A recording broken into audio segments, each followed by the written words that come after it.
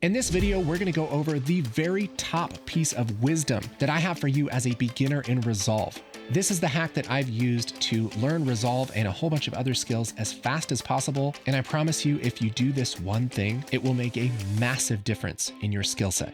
I was having a chat with some of our students the other day and just ended up kind of going on a rant about workflow and about working efficiently and the things that matter versus the things that don't matter. And there's a lot of that kind of stuff. And you don't usually see that on tutorials. So I think the biggest thing to start out with is if you're learning media, if you're learning to be creative and to use computers and cameras and audio and animations and all of those things to express yourself, you not only need to learn all of these things, but you really need to learn how to learn. See, I started making tutorials because I feel like I can pick this stuff up pretty darn quickly. I went to college for multimedia production, and back in school, I would pick this stuff up pretty darn quick. And that's kind of one of the reasons why I started making tutorials. But I've kind of been dissecting the reason why I've been able to pick this stuff up so quickly. And it's because kind of from the start, I've kind of intuitively understood how to learn quickly. The thing is, when you are creating videos, there are a lot of parts to it. Everything from how a camera works to how video codecs work to how lenses work and how exposure works and intricacies of lighting and composition and storytelling, all kinds of stuff with audio recording. That's in addition to just the skills of staying organized and being productive and scheduling and staying focused. And that's all before you even get into editing. And then there's knowledge about computers and file systems and digital files. And I mean, it just goes on and on and on, all even before you get to the editing part, which is what we talk about most of the time. And then that's a whole new set of skills and a whole new huge variety of things that you need to really understand in order to be pretty decent at this kind of stuff. And so video editing and video production as a whole is not just like one skill. I mean, it's a ton of little skills. What I would do is I would take those little skills and I would focus on one or two of them, and I'd really try and get good at that little tiny skill. Things like working with lights or working with lenses. These kind of little chunks, these little tiny slices of this kind of big pie of skills that you would need to make good videos. I would spend a few days or a week or a month on just that little skill. And I would get kind of obsessed with it. And as I got older and got a little bit more experience, the more I realized that not a lot of people do that. I see this really often with beginners. There's like a project that you want to make, and so you just kind of work on that project. And you don't realize that there are so many skills involved in creating that project that you have no idea how to do, that you get, a couple of weeks into a really big project, and then you get frustrated and you quit because it feels like this huge mountain that you have to climb up before you can even do the thing that you wanted to do. And this kind of thing, this is the reason why people burn out and quit and why they don't make cool stuff, because it just feels like too big of a job, too big, too hard, too intimidating to learn the things that they need to learn in order to get the result that they want. And if that's you, it might be because you're learning in what we would call like a reactive way. That means that you want to make this project, and so you're trying to just kind of get the project done and do it as well as you can, which a lot of filmmakers and YouTubers and stuff will actually tell you to pick a project and work on it and learn the skills as you go to be able to do that. And that's not a terrible way to learn. I mean, I've learned a lot of stuff like that. When you bite off a little bit more than you can chew, and then you kind of just like go and start Googling things as you go, or now chat GPTing things as you go. That's a great way to learn specifically how to do some specific things. And you do learn that way, and it is somewhat motivating because you're working towards a goal. So it's not the worst way to learn, but I don't know if it's the most efficient way, and I don't know if it's a way that builds your skills in the strongest manner. Here's what I mean. When you're working on a project, there is a certain amount of variability that kind of happens. Let's say if you're outside shooting an interview. If this is the very first interview you've ever shot, then it might go great or it might not, but you don't have enough experience to really even know what to look out for and what to pay attention to prepare for the interview. You might not know what kind of lenses you need, or what camera you should use, or what kind of lighting you should expect, or how to expose it, or how to record audio, or how you should frame it. or what kind of questions you should ask, or what location is best, or how to deal with wind. I mean, it goes on and on and on and on. And the more experience that you have, specifically shooting an interview, the more you're going to be prepared to make that interview the very best it can be. And this is the really big thing, if you're out there and something happens, let's say you're planning on shooting this interview, but then it starts to rain. The more experience that you have with these interviews, the easier it is to deal with problems that come up. Because think about it, if this is your first interview, what the heck do you do?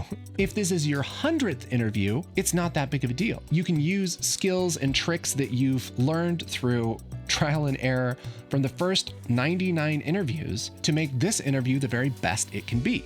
And this is true with like every little meta skill when it comes to video production and editing. It's all about how much experience do you have? And you might say, well, what the heck does this have to do with learning? Your advice so far is do it a lot. And I'm a beginner and I haven't done it a lot. So how am I, The answer is to hack your experience. It's doing just what I did when I was starting out, and what I still do now when I need to learn something new, is you break it down into all the little parts and you just spam experience on each of those little parts. You might not be able to shoot and edit 100 interviews. That might just be too much work, too much time. I mean, especially if you want to get good at interviews quickly, you might just not have the resources for that. But there are little skills involved in shooting and editing an interview that you can practice and that you can do over and over and over again so that you are very, very experienced at that little part. And then you put all these parts together and you might not have experience doing an entire interview 100 times, but 20 of the 30 little tiny skills that it takes to shoot an interview, maybe you've done some of those 30 or 40 or 80 times. I feel like sometimes we have this all or nothing mindset, right? It's like, I want to learn to make my own films. And so you go, okay, well, I have to make a whole film and I have to get actors and I have to schedule it and I have to do all of these things, which yes, you'll learn a lot doing that. And it's good to go through the entire workflow because you learn about that workflow. But there are a lot of skills involved in that workflow that you don't have to do the entire workflow in order to get that experience. And this is the key. You can work on the little parts really, really easily, and you can quickly make, 70 or 80% of your tasks easier because you've done them 100 times. There's probably 100 little pieces to doing a good interview. Pick any of them. Pick any one and start working on that. Are you unfamiliar with camera settings? Well, grab your camera and shoot literally anything, focusing on learning the settings, focusing on what happens when I change this setting to 10 versus this setting to 1. And you go through each of the settings and you go through exposing it bright and exposing it dark and looking at the image and seeing what happens there. You can learn how to record good audio by testing out different mics in different environments. You don't have to shoot a whole interview. Go outside and record one sentence with your iPhone, bring it into Resolve and see if it sounds good. See how much you can clean it up in post. I get so excited about this because this is the key to being really pro at something. You don't need to have gone through the entire thing. If you break it up into chunks, you can spam your experience on those little chunks and make the entire thing easier. Around 2020, me and the guys decided we would start making short films, and somebody needed to be in charge of lighting. And I knew a little bit about lighting. I had lit some interviews and knew basic 3-point lighting and stuff, but I didn't really know much about like cinematic lighting. And so I watched a lot of YouTube videos like everyone does, but then I started practicing. And I practiced, what does it look like if I have one light? What does it look like if I have 2, 3 lights? What's the difference between putting a light behind somebody versus putting them in front of it? How much light should be on someone? What kind of exposure works really well? How does the lighting affect the lens? I got a light meter and learned how to read that and watched a ton of tutorials on light meters. Learned about contrast ratios and all of that stuff. All the little skills that were just part of cinematic lighting. And in preparation for our first film, I practiced lighting things almost every day. It was 2020, so we were in lockdown, so I didn't have any actors that I could use. And so I lit my son's teddy bears. I literally made a dramatic short film about teddy bears. The story wasn't great, the audio wasn't great, the editing was fine, but the lighting was what I was focused on. I was trying to get that lighting really, really good. And so by the time we actually shot our first film, I had lit like 100 different shots. And so I was very, very familiar with how to use the lights that we had, how to set the exposure on the camera, and all of that, even though I had never lit a production before. I learned so many little meta skills that when that day came, it was actually a lot easier. And then I got to learn what that was like with, a few people watching you and waiting for you to be done before we actually rolled camera, which was a whole new annoying problem. But that's the really big thing I want to get across is I want you to spend some time breaking whatever you want to do into the smallest chunks you can. Pick the easy ones that you can practice 100 times and practice them. If you want to get better at motion graphics, you don't need a client to hire you to do motion graphics. All you have to do is open up Resolve, open up Fusion, put some text on a background and animate it. Start working with it. See what happens when you mix certain colors together. See what happens when you make text big or small. Try and import different files. If you want to get better at masking, you don't need a huge roto job. You don't need to be hired by somebody to rotoscope a whole movie. Literally get on Google and download any image, bring it into Resolve and see if you can trace it out with the pen tool. Because you're practicing those little meta skills of importing footage, bringing it into Fusion, setting the sizing and everything, drawing masks, working with the pen tool. All of those little skills add up into the big skill of rotoscoping, which adds up into the big skill of compositing, which goes into visual effects, which goes into video editing as a whole, which goes into video production, right? And so it's like this little tiny part. How many of those things can you just absolutely drive into the ground where you have so much experience with it that it starts to make everything else easier?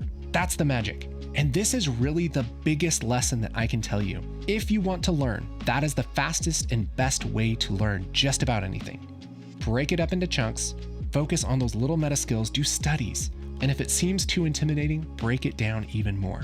This is how I learned basically anything. And why I can talk semi-intelligently about a lot of stuff is because I've put in the time and the energy and the focused effort to break whatever I want to do into those little chunks. That's my encouragement for you today. Hey, if you like this kind of chat video, let me know and maybe we'll do some more. I actually had a whole list of things that I wanted to go over, but let's keep it at that today. If you want to talk about more stuff on the list, well, let me know in the comments, okay? And if you're learning video editing and you want some footage to practice on, whoosh, right there, that's where you do it. Grab this footage and start learning whatever you want to learn.